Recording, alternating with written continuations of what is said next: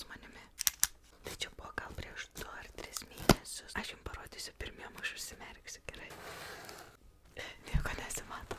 Jos ten vėl buvo 3 ir aš prekinausi Eurokose ir jos kažką ten pirko Eurokose. Pažiūrėkit, kaip gražu. Kaip gražiai supakuota ir kaip gerai skamba. Pasižiūrėkim, ar dėžutėj nieko daugiau neliko. Turim tokį popieriuką. Ir taip pat šitą.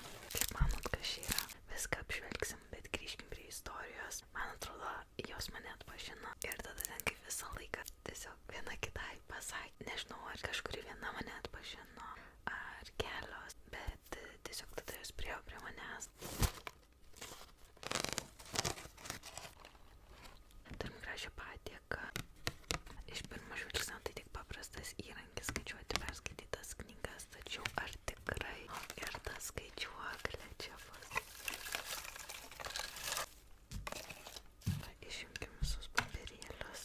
Štai taip atrodo Mėtos perskaitytos knygos.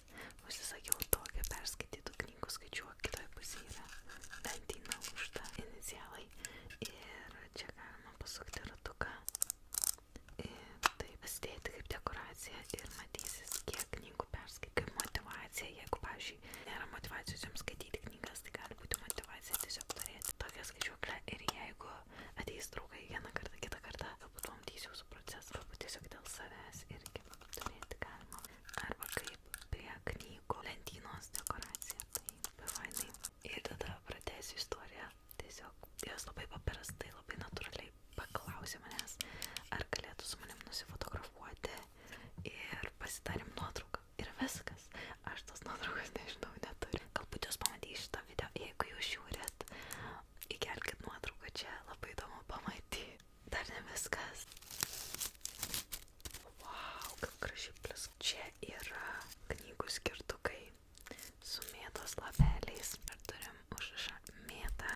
Jeigu jūs irgi užsisakysit šią perskaitytų knygų skaičiuoklę su nuolaidos kodu Mėta, jūs gausit ne tik nemokamą pristatymą, bet ir dar skirtuką dovanų. Taip pat prie tos progos galit pasidalinti savo mėgstamiausiom knygom ir galbūt visi atrasim naujų įdomių knygų, kurias galim perskaityti. O jeigu kažkas užsisakysit ir gausit dovanų skirtuką, įkelkit į komentarus, bus labai